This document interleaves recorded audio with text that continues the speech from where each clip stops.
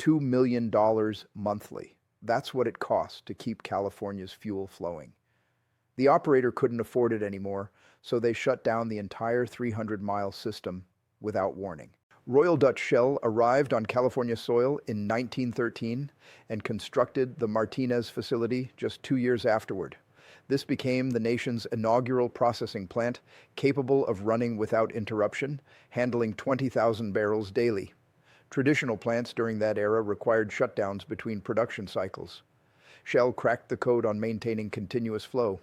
Come 1929, Shell distributed fuel across every state in the Union, with most originating from California operations. They pioneered the contemporary service station blueprint. For multiple decades, Martinez represented their flagship asset, receiving constant financial investment. During 1994, Shell invested $1 billion modernizing Martinez with pollution-reducing technology.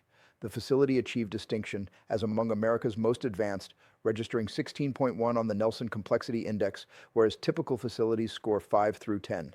This positioned Martinez within the nation's top 1%.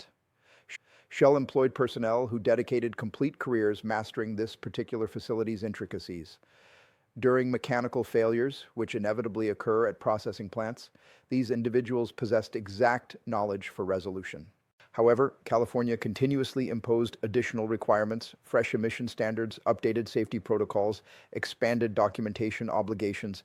Shell persisted in accommodation efforts, yet financial calculations ceased making sense. February 1st, 2020, Shell declared their Martinez sale to PBF Energy for $1.2 billion. This represented total withdrawal. Shell abandoned California entirely following 105 years. Zero ownership retention, zero supply arrangements, complete departure. PBF Energy arrived from New Jersey making substantial commitments. Their chief executive proclaimed dedication toward upholding elevated operational benchmarks. General belief prevailed. The transaction finalized and Shell vanished with their capital. Here's the unspoken reality. PBF acquired the containers, piping, and machinery. They failed to acquire personnel familiar with every facility peculiarity. They failed to acquire institutional wisdom Shell accumulated across a century. PBF obtained the physical components. They never obtained the operational intelligence. That pledge toward elevated benchmarks survived 22 months. Thanksgiving evening, 2022, complications emerged within Martinez. The facility discharged 48,000 pounds of exhausted catalyst throughout adjacent communities. This material comprises aluminum, chromium, nickel, vanadium, and zinc. Entirely toxic, entirely hazardous for inhalation. Residents awakened Thanksgiving morning discovering metallic powder blanketing their vehicles, residences, landscapes, and a neighboring educational facility playground. California statutes mandate refineries announce dangerous discharges within 15 minutes. PBF remained silent for 3 days. Health authorities learned solely because citizens posted photographs on social platforms questioning the powder's identity. The FBI initiated an inquiry. Agents conducted door-to-door collection of photographs and health grievances.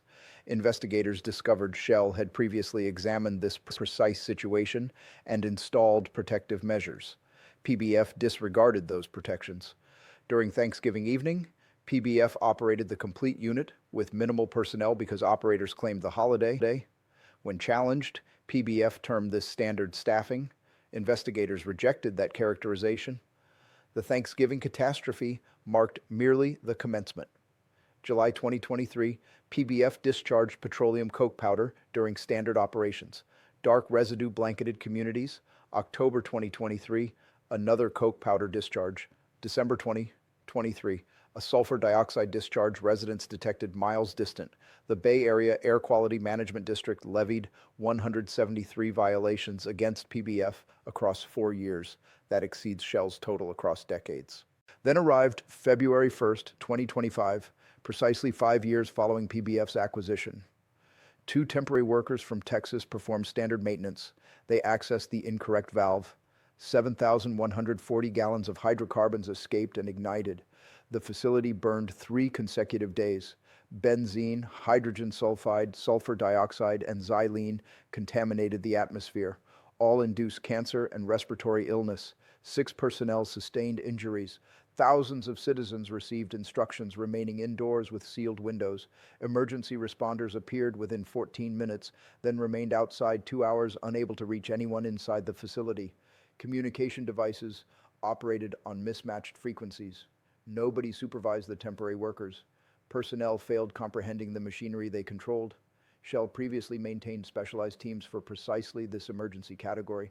PBF employed contractors from Texas who never previously worked California assignments. Actual individuals bear the consequences. Elizabeth Silvestri resided 3 miles from the facility. She inhaled the Thanksgiving powder and required hospitalization. The respiratory damage proved irreversible. She practiced nursing and now cannot continue employment. Robert Manning, a disabled Marine veteran. Following the Thanksgiving discharge, he acquired severe respiratory problems for his life's first occasion. He exceeds 70 years old. All his vegetation perished from the toxic powder. He desires relocation, yet cannot afford alternative Bay Area locations. Alice Sella attended a park with her children during the powder's descent. Her youngsters played outdoors, breathing it. Elizabeth Butler has resided in Martinez exceeding 10 years. She questioned what everyone considers. What if an actual detonation occurs? Not a blaze burning for days, but something transpiring within seconds. Martinez would disappear.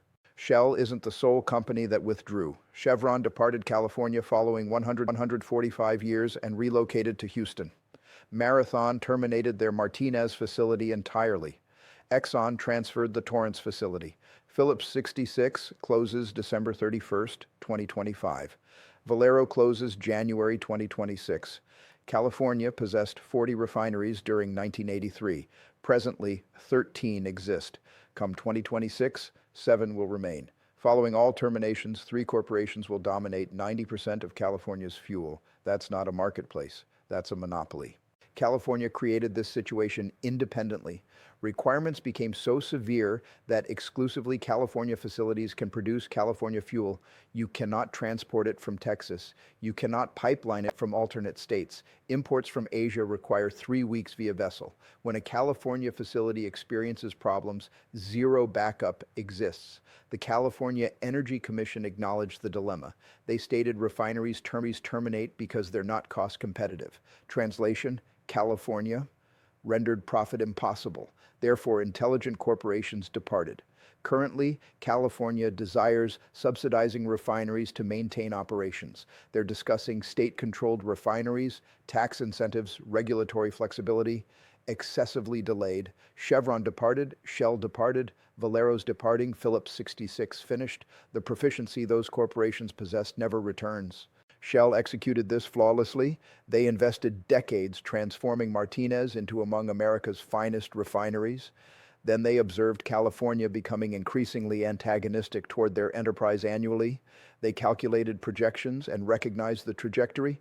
Martinez held greater value as a transaction than as a continuing burden. Shell accepted $1.2 billion and exited cleanly.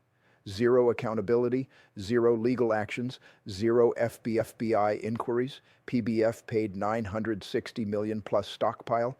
They've invested hundreds of millions on adherence. They're confronting $30 million deductibles per occurrence. The FBI investigates them. The EPA investigates them. Legal actions accumulate. The facility remained inactive almost 1 year, and they still cannot operate it safely. Here's the approaching reality. 7 facilities serving 40 million individuals come 2026. That's marginally sufficient when everything functions flawlessly. Nothing functions flawlessly in California facilities anymore. When the subsequent one experiences failure, zero backup exists. Costs surge instantly. $8 fuel approaches potentially 10. Yet the cost isn't the most frightening aspect. Inexperienced operators control complicated facilities adjacent to communities where families reside. The individuals who understood operating these facilities safely departed. They retired or relocated to states actually desiring them. Another detonation isn't a question of whether, it's the timing. Shell recognized this 5 years previously. They accepted their capital and withdrew. What remains is a state that desired oil corporations eliminated and currently witnesses the consequences detonating in everyone's presence. California lawmakers now question whether they created this predicament themselves. During recent hearings, the state's energy officials faced intense scrutiny. The Assembly Utilities and Energy Committee chair interrupted testimony about price spikes, demanding explanation. If California corporations profited enormously, why did two facilities announce closure intentions? Legislators from both political affiliations challenged California Energy Commission and Air Resources Board representatives, questioning whether regulatory actions triggered a greater fuel crisis. Representatives acknowledged potential self-inflicted crisis from regulatory decisions. One legislator struggled understanding alleged price manipulation. Another declared climate leadership definitely doesn't resemble $10 fuel. The committee redirected focus from fuel corporations toward regulators as two additional facilities announced terminations during the past year, creating an impending 20% reduction in state fuel provision. UC Berkeley professor Severin Borenstein, directing the Energy Institute at Haas, warned costs could increase by dollars per gallon. That represents genuine danger presently. California must anticipate it. This constitutes emergency response, not extended planning challenges. The fuel provision problem emerges while California regulators designed policies eliminating fuel-powered vehicles from roads for pollution reduction. Currently, the zero-emission vehicle transition propels California's affordability predicament into acceleration. Legislators attempted discussing methods for stabilizing fuel markets, ensuring no additional facility closures while determining appropriate responses.